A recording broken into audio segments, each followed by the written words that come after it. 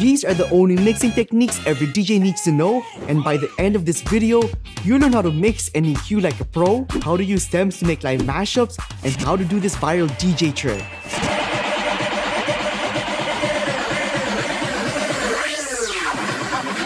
So let's work our way up and start by breaking down this DJ transition every DJ needs to know. Most of the top 100 DJs rely on simplicity for their mixing, as they prioritize song selection over everything, as any DJ should. That's why this mixing technique comes in clutch, as it's undeniably the easiest and most reliable way to mix. So with your current song loaded up and playing, do the following things. Ensure all your EQs are at the 12 o'clock position and your opposite deck's volume is all the way down. Next, load up your next song and match its BPM with the current song. With your next track loaded and queued up, play it when you reach your current song's mix-in point, which in this case is here. Next, beat match your next song. With that done, it'll be time now to blend. So here's what the pros do. With both songs in sync and playing, they lower the low EQ of the current song and bring the next song's volume up. And once they near their mix out point, which in this case is here, they'll lower the current song's volume. Put your hands up in the air, put your hands up in the air. Put your hands up in the air, put your hands up in the air. Put your hands up in the air, put your hands up in the air. Diamonds on my wrist, diamonds on my wrist. So by focusing on the low EQ of the current song and the volume of the next song, DJs create ample sonic space for the upcoming track. Now let's enhance this blend by incorporating the filter color effects and echo effect. In the air, put your hands up in the air, put your hands up in the air. Put your hands up in the air, put your hands up in the air. Diamonds on my wrist, diamonds on my wrist, diamond. For your DJ needs, that transition is all you really need. However, if you want to hype things up, using the build-up loop transition is a great way to do so. So, with quantize on, we're going to make a 4-beat loop on this section over here and tighten it as the next song plays. And at the same time, build this tightening loop up by using a high-pass filter and an echo effect.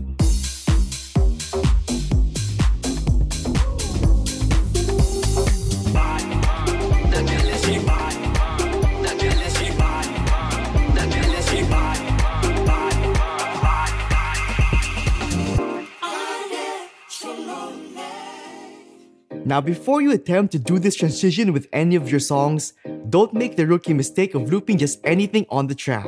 The key to how DJs like James Hype do transitions like this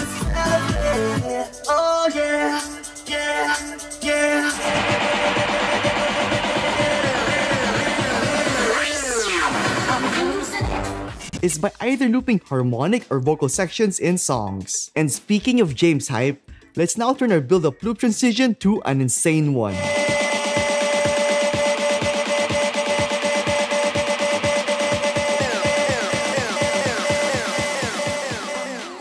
There are 3 core aspects of this type of looping and mixing. Number 1, using the in and out buttons to make a manual loop. So the in button marks the section where the loop will begin, and the out button marks the section where the loop will end. As an example, let's make a 4-beat loop. You can exit a loop by pressing the exit button. Back to our main example. With both decks loaded, keep note that we'll create our loop on the current song in deck 1, and whatever we do to that loop should follow the flow of our next track's build-up. So using the in and out buttons, we'll be making a 2-beat loop. Number 2. And this is the key. With the 2-beat loop going on, let it play along with the next track. And as it does, feel free to adjust the loop's EQ to make it sound more cohesive. Then, when you're ready, half the loop's length using the 1/2x button. Now there are 2 ways DJs tighten their loops. The first is by using the 1/2x button to tighten your loop.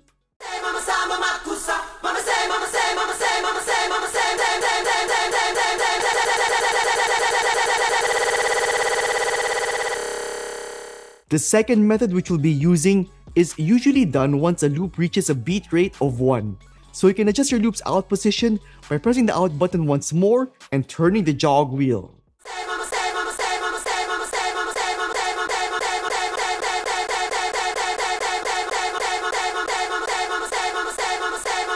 You can as well adjust your loops in position by pressing the in button once more and turning the jog wheel.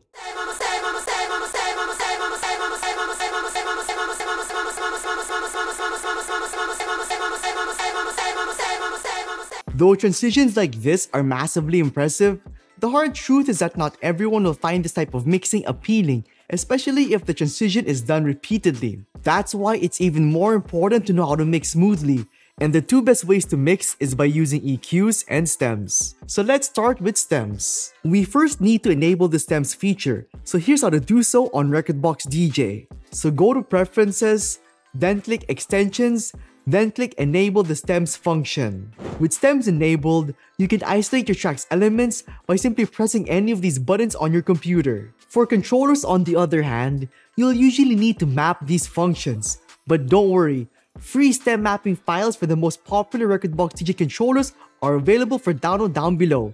The free download pack will include stem mappings and a video installation guide. With the mapping installed, your Rekordbox DJ controller can now do this.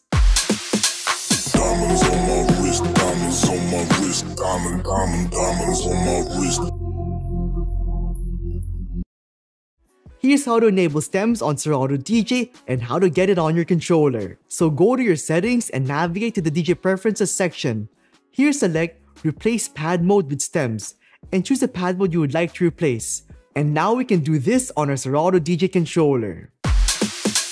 Diamonds on my wrist, diamonds on my wrist.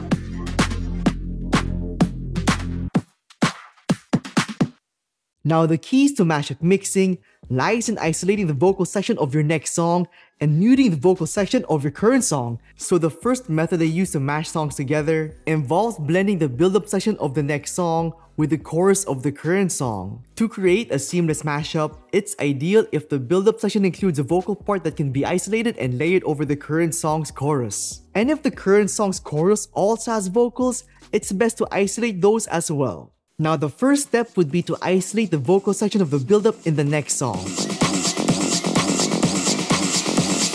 Once you reach the chorus section of the current song, which should have its vocals isolated, trigger the isolated vocal section of the next song. And as the tracks blend together, gradually isolate the stems of the current song.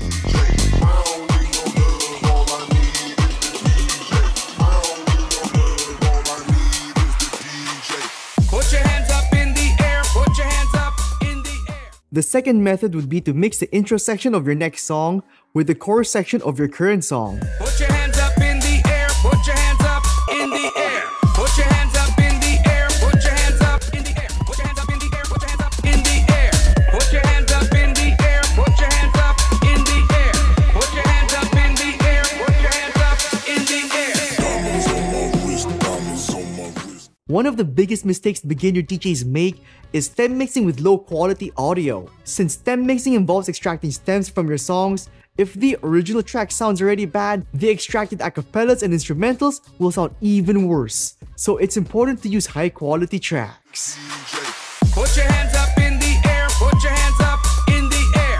Put your hands up in the air, put your hands up in the air. Put your hands up in the air, put your hands up in the air. Put your hands up in the air, put your hands up in the air. DJs typically use MP3 tracks, which can vary widely in quality.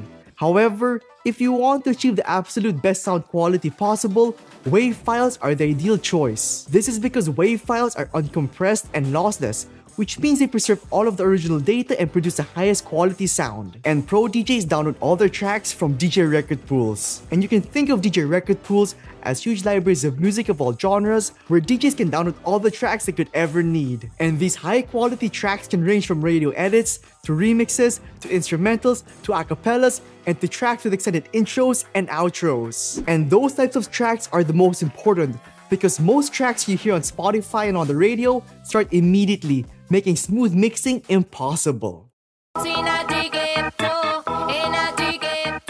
The ideal type of track you want is one that has an extended beat intro and an extended beat outro, because those extra beats at the start and end of the song will give you enough time to beat match and mix, and refer to those tracks as extended edits.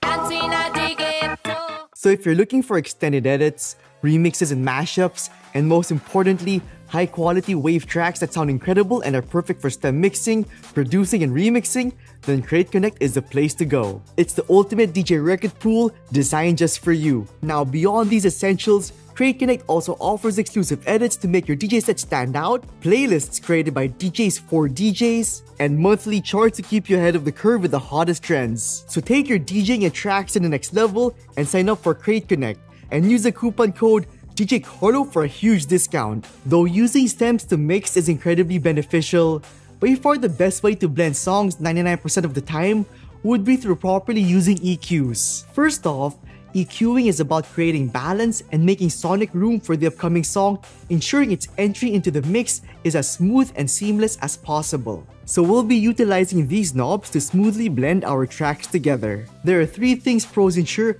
prior to even mixing or blending their tracks together. First, their EQ settings are set to isolator mode, and here's how to get that setting on Rekordbox DJ. Second, pros give themselves plenty of room to mix.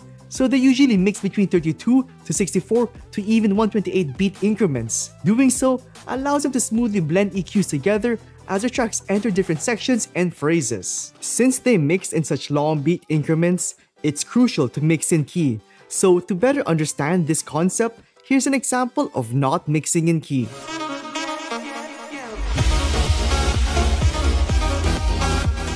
And here's an example of mixing in key.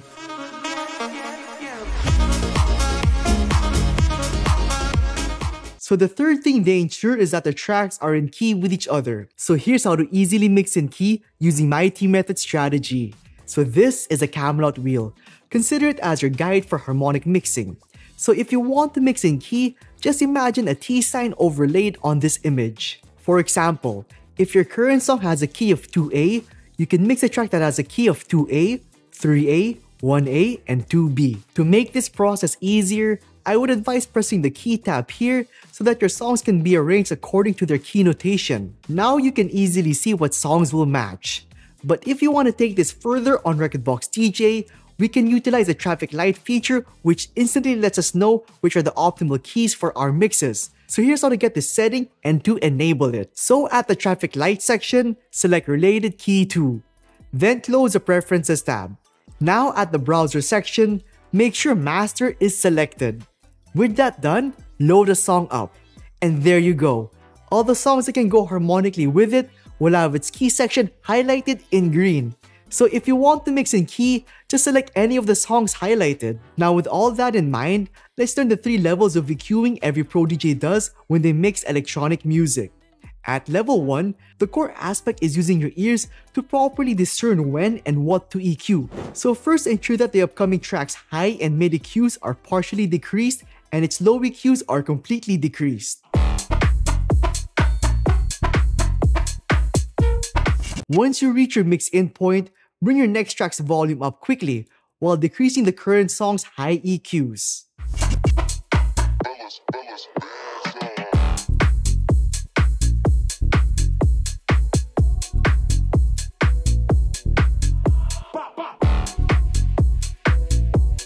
Once your volume fader is all the way up and as you enter a new phrase, bring the next track's high EQ to the neutral position and decrease the current song's high EQ. Next, we'll follow that micro adjustment with a quick bass swap. So we'll bring the next track's low EQ to the neutral position and kill the current track's low EQ once we enter a new phrase. Next, smoothly bring the next track's mid EQ to the neutral position while decreasing the current track's mid and high EQ as both tracks mix with each other. Finally, bring the current track's volume down. Now that you've done a basic EQ tinged blend, let's kick things up a notch with this level 2 transition involving the filter knob. So this starts off the same way as level 1. So before any mixing is done, ensure that its low EQ is completely decreased and its mid EQ is partially decreased. Next, trigger your next track in once you reach your mix-in point and gradually bring up its volume. And as you do so, slightly high-pass filter your current track and decrease its low EQ to make sonic room for the upcoming track. Now it'll be time to do the bass swap. So with both tracks' low EQs decreased, bring the current track's filter and the next track's low EQ to the neutral position as you enter a new phrase. With that swap effect emphasized and done, work on decreasing the current track's mid EQ while bringing the next track's mid EQ to the neutral position. Then, fade the current track away to mix out.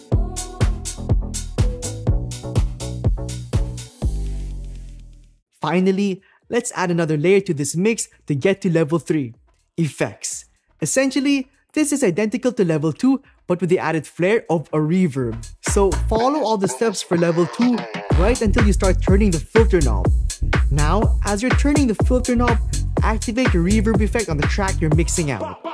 As you increase the effects and filters intensity, lower the low EQ of the current song. Then at the same time, bring the current song's filter knob and the next song's low EQ to the neutral position. Then as the blend goes on, simultaneously reduce the current song's mid EQ and bring the next song's mid EQ to the neutral position.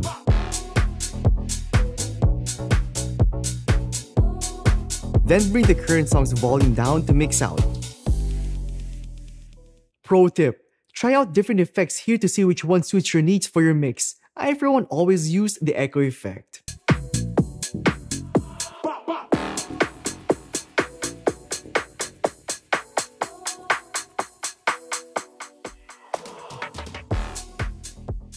Now, as you've noticed, the secret to mixing like a pro involves proper song structure knowledge. And if you don't have that and just mix anywhere like a beginner, results like this will happen.